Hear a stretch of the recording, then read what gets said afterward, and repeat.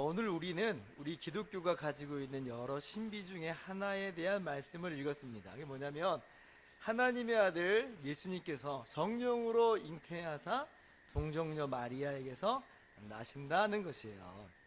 하나님께서 천사를 보내셔서 예수님의 탄생을 예고하시잖아요. 35절 한번 다시 한번 읽어볼까요? 시작.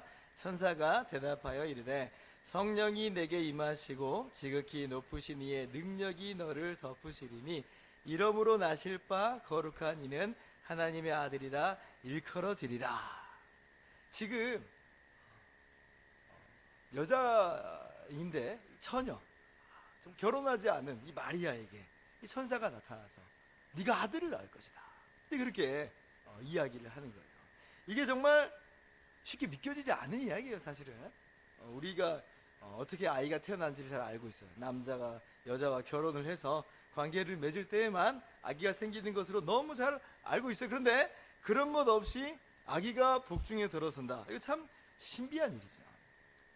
그런데 그뿐 아니라 또 그렇게 나시는 분은 우리와 똑같은 참 사람이지만 동시에 하나님의 아들, 즉 하나님 그분 자체다. 다시 말하면 하나님께서 그렇게 아기로 태어나서 오시는 것이다 라고 말씀하여 주시니 이게 정말 얼마나 신비인지 몰라요. 그래서 우리는 이 성탄절에 사실은 이 하나님의 신비, 이 세상이 창조된 이래로 감추어진 놀라운 비밀에 대해서 지금 듣고 있는 거예요. 그러나 이렇게 신비라고 해서 우리가 이해할 수 없고 우리가 믿기 어려운 이야기지만, 그러나 그것이 또 믿지 못할 이야기는 아니다 라고 오늘 성경은 분명하게 말합니다. 천사는 이 놀라운 신비가 어떻게 가능할 수 있는지에 대해서 한 구절로 대답을 해요. 37절 보니까 대저 하나님의 모든 말씀은 능하지 못하심이 없느니라, 그렇게 이야기해요. 우리 눈에는 분명히 신비해요. 이야, 이게 어떻게 이게 가능한 이야기인가 라고 할 때에 하나님께서 우리에게 말씀하시는 거예요. 대저 하나님의 모든 말씀은 능치 못하심이 없느니라. 그러니까 우리의 입장에서나 신비고 우리의 입장에서나 이해할 수 없는 것들이지만 하나님 수준에서는 이 모든 것들이 능히 가능하다. 이것은 바로 하나님이 행하신 놀라운 일이다 라고 말을 하는 거죠. 여러분, 하나님께서 이 세상 만물을 창조하실 때도 한번 생각을 한번 해보세요. 아무것도 없는데 정말 하나님께서 아무것도 없는 중에서 우주 만물을, 존재라는 것을 다 일으키셔요. 하나님께서 빛이 있으라 말씀하시니 빛이 있어요. 하나님께서 궁창이 있으라, 물 가운데 궁창이 있으라 하니까 그대로 돼요. 하늘이 생기고 물이 한 곳으로 모이고 땅이 생기고. 참 신기한 일이지만 주의 말씀이 이렇게 이루어내요. 오늘날 과학계는 이제 오늘날에 이르러서야 아무것도 없는 중에서 모든 것이 생길 수 있다는 가능성을 발표하기 시작했습니다. 전에는 아무것도 없는데 무엇이 생길 수 있다고 말하는 것은 비과학이라 그랬어요. 말도 안 되는 소리라고 했어요. 아니, 지금 어떻게 무에서 유가 나오냐고 라고 하면서 얼토당토 않는 말로 취급을 했습니다. 그런데 이 과학계가 우주의 여러 현상들을 관찰해 보니까 이제 그들이 그렇게 말을 하는 거예요. 아무것도 없는 중에서 우주가 나왔다는 거예요. 이게 소위 빅뱅 이론이잖아요. 어느 날 아무것도 없는데 우주가 뻥 하고 터져가지고 지금 오늘날 우리가 보는 우주로 만들었다. 제가 지금 빅뱅 이론이 맞았다 틀렸다 말씀드리고 싶은 게 아니에요. 뭘 말하고 싶은 거냐면 그동안 사람이 모르는 게 얼마나 많았느냐 하는 거예요. 얼마나 많았느냐. 그러나 성경은 보세요. 이미 무에서, 아무것도 없는 중에서 모든 것이 창조되었다고 진작에 이야기를 해요. 그러니까 우리의 입장에서나 이해를 못했던 거지, 사실은 이 모든 것이 하나님의 말씀 가운데 이루어진 것이죠. 주의 말씀의 능력이 얼마나 놀라운지 우리는 사실 이 창조를 통해서 보는 거예요.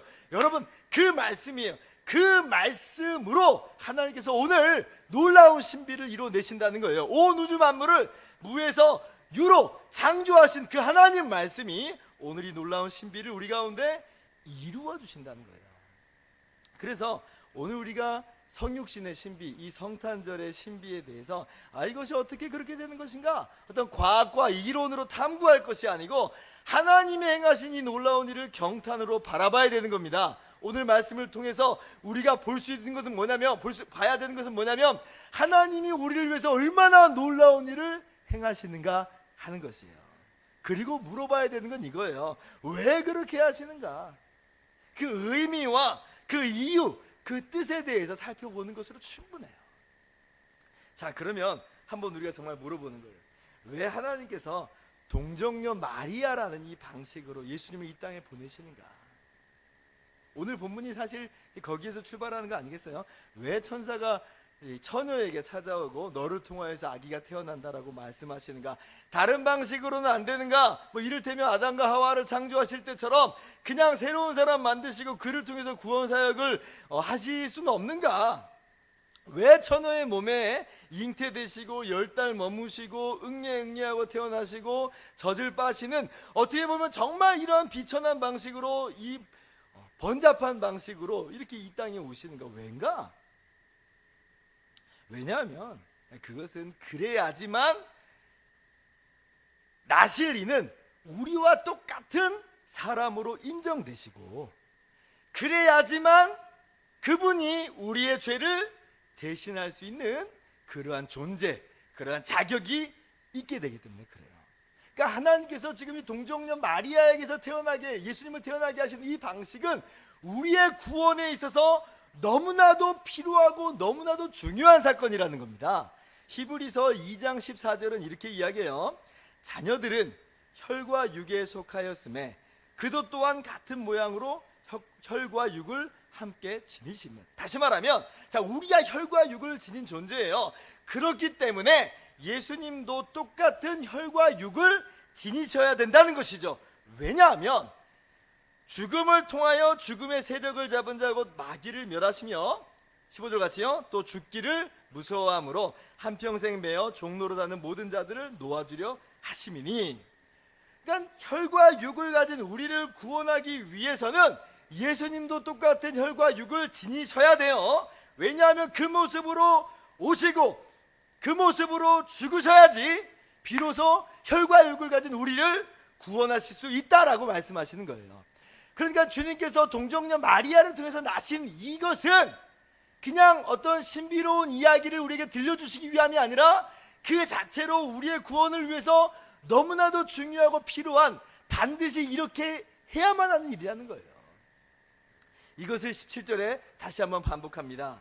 그러므로 그가 범사의 형제들과 같이 되심이 마땅하도다. 이는, 왜냐하면 하나님의 일에 자비하고 신실한 대제사장이 되어 백성의 죄를 속량하려 하심이라. 한마디로 말하자면 똑같은 사람만이, 똑같은 혈과 육을 가진 사람만이 그 사람의 죄를 대신할 수 있기 때문에 그래요. 왜 예수님께서 처녀의 몸을 통하여서 우리와 똑같은 사람으로 이 땅에 오시는가? 라고 할 때에 바로 그것은 그렇게 해야지만 우리를 구원하실 수 있기 때문이요, 그리고 과연 주님께서 그렇게 태어나심으로 우리를 구원하셨다는 거죠. 그래서 여러분, 동정녀에게서 나신 것은 우리와 똑같은 혈과 육을 가지시기 위함이에요. 왜 거추장스럽게 그런 방식으로 하시는가? 그렇게 해야지만 누구도 의심 없이, 부인할 수 없이 우리와 똑같은 사람으로 인정되는 거고요. 그래야지만 우리를 대신해서 십자가에서 죽으시고 그것을 통해서 우리가 비로소 구원의 효력을 받기 때문에 그래요. 그래서 동정녀에게서 나섰다는 말은 그런 의미에서 너무나 중요합니다. 우리와 똑같은 사람이시다라고 하는 거예요. 참 신비죠. 마리아에게서 살과 피를 취하심으로 예수님은 우리와 똑같은 사람이 되심을 여러분 믿음으로 고백하시기를 바랍니다. 자, 그런데 이렇게만 아는 것은 조금 부족해요. 왜냐하면 우리와 똑같은 사람이라는 것까지는 인정하겠어요. 예, 동정녀 마리아를 통해서 우리하고 똑같은 과정을 통해서 태어나셨으니까 왜 우리와 똑같은 사람이다 인정을 하지만, 그러나 만약에 우리와 똑같은 사람이라고 한다면 우리가 원죄를 가지고 태어나는 것처럼 예수님도 혹시 원죄를 함께 지니고 태어나는 것은 아니겠는가? 이렇게 반문해 볼 수 있잖아요. 그렇다면 만약에 죄인으로 태어나셨다면 어떻게 죄인을 대신하고 죄인이 어떻게 죄인을 구원할 수 있겠어요? 그렇게 반문할 수 있잖아요. 아니 네 죄나 네 죄 문제나 해결하시오, 이렇게 대번에 말할 수 있지 않겠어요? 그렇기 때문에 예수님이 우리를 구원하시기 위해서는 분명히 우리와 똑같은 사람이셔야 돼요. 그래야지만 바로 우리를 구원해내실 수 있어요. 그러나 동시에 우리와는 달리 원죄가 없는 무죄 상태로 태어나셔야 합니다. 그것이 우리를 구원하실 수 있는 조건이 되는 거예요. 그러면 어떻게 우리와 똑같은 사람이시로되 죄가 없는 상태로 태어나시는가 라고 할 때, 이것이 비단 예수님은 동정녀를 통해서, 처녀를 통해서 나셨으니까 그로 말미암아 죄가 없이 태어난 거 아니었을까요? 예, 그것도 아주 틀린 대답은 아니에요. 그러나 오늘날은 그 대답만으로 좀 부족해요. 왜냐하면 요즘 이 생명공학이 극도로 발달한 이 시대에선 동물들 복제가 가능하잖아요. 만약에 인간 복제가 가능하고 정말 인간을 복제하게 된다면 그것도 일반 생육 방법으로 태어난 게 아니니까 그것도 무죄한 인류가 태어나는 거냐, 이렇게 반문해 버릴 수 있잖아요. 근데 그럴 수는 없는 거예요. 그렇게 해서 사람이 무죄하다고 말할 수는 없는 거예요. 그러면 어떻게 해서 예수님은 우리와 똑같은 사람이로되 정말 무죄하신 분으로 태어나셨는가? 예, 동정녀에게서 태어나셨어요. 그리고 동시에 성경은 뭐라고 말씀하시냐면 예수님은 성령으로 잉태되셨다, 그렇게 해요. 성령으로 잉태되셨다. 성령이 내게 임하시고 지극히 높으신 이의 능력이 너를 덮으시리니. 구체적으로 성령으로 잉태됐다는 말이 무엇인지는 우리 모르지만 그 의미는 분명히 깨달아야 되는 거예요. 뭐냐면 성령께서 예수님을 원죄로부터 보호하심으로 무죄한 상태로 태어나게 하셨다는 거예요. 참 신비해요. 오늘 제가 신비에 대해서 말씀드리고 있는 거예요. 자, 그래서 예수님은 정말 무죄한 상태로 태어나셨어요. 예수님의 전 인생은 그러므로 죄가 없는 삶이에요. 히브리서 4장 15절은 이렇게 선포합니다. 우리에게 있는 대제사장은 우리의 연약함을 동정하지 못하실 리가 아니요 모든 일에 우리와 똑같은 시험을 받으신 이로되 죄는 없으시니라. 예수님의 나실 때부터 이미 주님은 무죄하신 상태에서 태어나셨고, 그리고 예수님의 모든 삶에 있어서 예수님은 죄가 없으신 분이다. 그러므로 이게 무슨 얘기예요? 예수님은 우리의 죄를 능히 대신하실 수 있다. 그러므로 예수님을 통하여 우리는 구원을 받게 된다라고 말하는 거예요.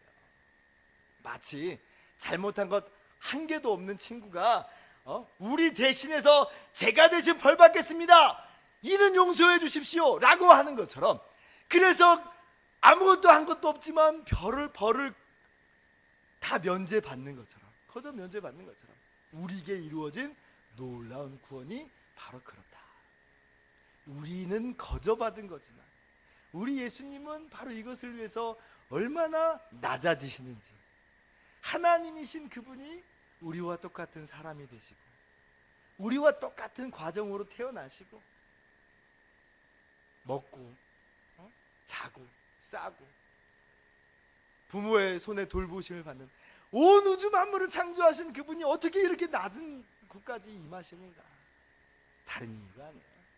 그렇게 우리를 사랑하셨고 그렇게 우리를 구원하기 위하심인 줄을 여러분 믿으시기 바랍니다.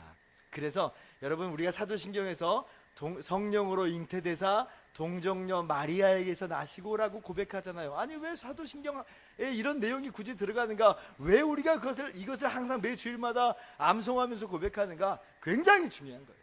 우리와 똑같은 사람이시다. 그리고 그분은 무죄하시다. 그러므로 우리를 능히 구원하실 수 있는 분이다 라는 것을 고백하는 것이거든요.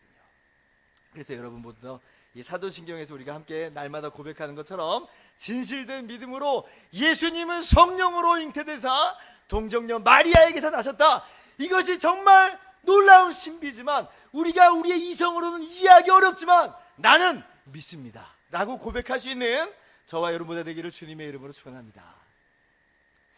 자, 그런데 이러한 하나님의 이 신비한 구원의 방식에 누가 이제 도구로 쓰임을 받냐면 마리아라 하는 한 처녀가 하나님의 도구로 쓰임을 받습니다. 우리가 이제 성탄절에 우리 하나님의 낮아지심, 우리를 향한 그 놀라운 사랑에 정말 최고의 초점이 맞춰져야 하는 것은 의심할 것이 없는 진리이지만, 그러나 동시에 그러한 하나님의 역사에 있어서 이 쓰임 받은 사람들에게 이 눈을 들어보는 것도 필요해요. 오늘 마리아가 하나님의 이 구원에 있어서 통로로, 도구로 쓰임받습니다. 그래서 우리가 오늘 주님의 이 놀라운 은혜와 사랑을 기억하면서 또 마리아의 그런 태도와 모습을 한번 우리의 삶 가운데 적용하며 우리 인생의 신앙의 귀한 교훈으로 삼을 수 있기를 바랍니다. 첫 번째, 마리아는 하나님의 이 신비의 방식을 믿음으로 받아들입니다. 믿음으로. 누가복음 1장 38절 말씀 한번 같이 읽어봅시다. 시작. 마리아가 이르되 주의 여종이오니 말씀대로 내게 이루어지리이다 하매 천사가 떠나가니라. 자, 이해할 수 있어서 믿는 게 아니에요. 지금 마리아도 마찬가지예요. 하나님의 아들이 내 뱃속에서 잉태된다는 것, 아니 그리고 나는 처녀인데 어떻게 이런 일이 있을 수 있는가, 아니 이거 어떻게 이해가 되겠어요. 그러나 마리아는 말씀하셨기 때문에 믿어요. 하나님 말씀은 능치 못함이 없음을 믿어요. 누가복음 1장 45절에 주께서 하시는 말씀이 반드시 이루어지리라고 믿은 그 여자에게 복이 있도다. 이해하기 때문에 믿는 게 아니고 믿음으로 이해하는 거죠. 지난주에 사가랴의 모습을 우리가 함께 살펴봤는데 사가랴의 모습과는 참 비교가 되는 대목이에요. 사가랴는 천사가 나타나서 네가 아들을 낳을 것이다 말하는데 못 믿잖아요. 아니 나는 늙었고 아내도 지금 나이가 많은데 어떻게 그런 일이 있을 수 있겠습니까? 라고 하면서 불신의 모습을 보여줍니다. 근데 보세요, 마리아도 물론 나는 남자를 알지 못하니 어떻게 이런 일이 있을 수 있으니까 라고 말을 했지만 이내 하나님의 말씀이라면 반드시 그렇게 될 것이라고 믿어요. 이것이 바로 하나님의 사람들이 마땅히 취해야 될 신앙생활에 있어서 모범이 되는 거예요. 우리가 이해해서 믿느냐? 아니요. 하나님 말씀을 믿음으로 이 모든 것을 이해하는 거죠. 아까도 말씀드렸지만 세상이 어떻게 존재하게 됐는가, 말씀으로 창조하셨는가, 창조하신 것들 이해하기가 어려워요. 어떻게 예수님이 천우에게서 내려오시는가 참 신비죠. 우리의 눈으로 사람인데 분명히 예수님이 어떻게 또 하나님의 아들이신가 참 이해하기 어렵습니다. 그러나 말씀이 이야기하는 것으로, 말씀이 우리에게 이야기하는 것으로 우리는 그대로 받아들이는 거예요. 그리고 그 말씀을 우리가 믿음으로 받아들이면 이 모든 것이 이해하지 못할 바는 아니에요. 이해하지 못할 바는 아니에요. 누가 그러더라고요. 창세기 1장 1절에 태초에 하나님이 천지를 창조하시니라, 이렇게 성경이 시작을 해요. 근데 그 말씀만 믿으면 나머지 것들은 전부 다 이해가 된다, 이렇게 얘기를 해요. 정말 그래요. 하나님이 온 우주 만물을 말씀으로 아무것도 없는 중에서 창조하셨다라고 한다면 아니 믿지 못할 바가 어디 있어요. 홍해가 갈라진다는 것을 못 믿겠어요? 아니 그보다 더 큰 일을 하셨는데 하나님의 아들이 처녀로 통해서 이 땅에 오시는 거 못 믿겠어요? 하나님께서 이루어진 놀라운 창조를 볼 때에 그것 또한 능히 이루실 수 있음을 우리는 믿을 수가 있는 거예요. 그래서 우리는 오늘 마리아와 같이 내가 전부 나의 작은 이성으로 다 이해할 수 없는 걸 할지라도 주님의 말씀이오니 내가 믿나이다 라고 고백할 수 있는 우리가 되어야 됩니다. 옛날에 신학교 교수님이 저희들에게 이렇게 이야기한 하신 말씀이 있어요. 바가지만한 머리로 전부 다 이해할 수 있다고 하는 것은 교만이다. 예, 우리의 이성은 바가지만한 머리예요. 어떻게 우리가 전부 다 이해를 할 수 있겠어요? 성경이 말하는 바를 믿으세요. 그리고 그렇게 믿을 때에 여러분의 눈이 열려서 이 모든 것들을 능히 이해할 수 있는 줄을 믿으시기 바랍니다. 두 번째로 마리아는 그러한 믿음을 가졌는데 동시에 이 믿음은 자신의 처지와 형편에도 불구하고 믿음으로 믿는 거예요. 믿음으로 순종하는 거예요. 우리 입장에서는 예수님이 태어나시는 것이 마냥 좋고 행복한 일이지만 마리아의 입장으로 한번 들어가 보세요. 마리아의 입장으로 들어가 보면 반드시 꼭 그런 것만은 아니에요. 왜냐하면 당시 유대 사회에서는요, 약혼한 여자가 자기 남편 말고, 자기 남편 될 사람 말고 다른 사람하고 관계를 맺으면 그건 간음으로 간주가 됩니다. 간음이에요, 간음. 그러니까 지금 이제 이 구약 이 이스라엘 사회 속에서 약혼이라는 건 뭐냐면 지금 정식 결혼을 안 했을 뿐이지, 남자가 여자를 지금 집으로 데려오지 않았을 뿐이지 이미 결혼한 것으로 간주가 되는 거예요. 결혼에 준한 결속력을 가지고 있어요. 자, 그런데 마리아가 아직 약혼은 했지만 요셉의 집으로 가진 않았어요. 근데 아이를 잉태했다고 생각을 해보세요. 헛구역질이 나와요. 막 입덧이 돼요. 그리고 배는 불러와요. 이걸 지금 사람들이 뭐라고 생각하겠냐는 거예요. 만약에 결혼할 상대방이 그것을 보고 고소라도 하는 날이라면 꼼짝없이 간음죄로 그냥 끌려가는 거예요. 죄인으로 간주가 돼요. 급기야는 유대 사회 속에서는 그것은 사형에 해당됩니다. 사형에.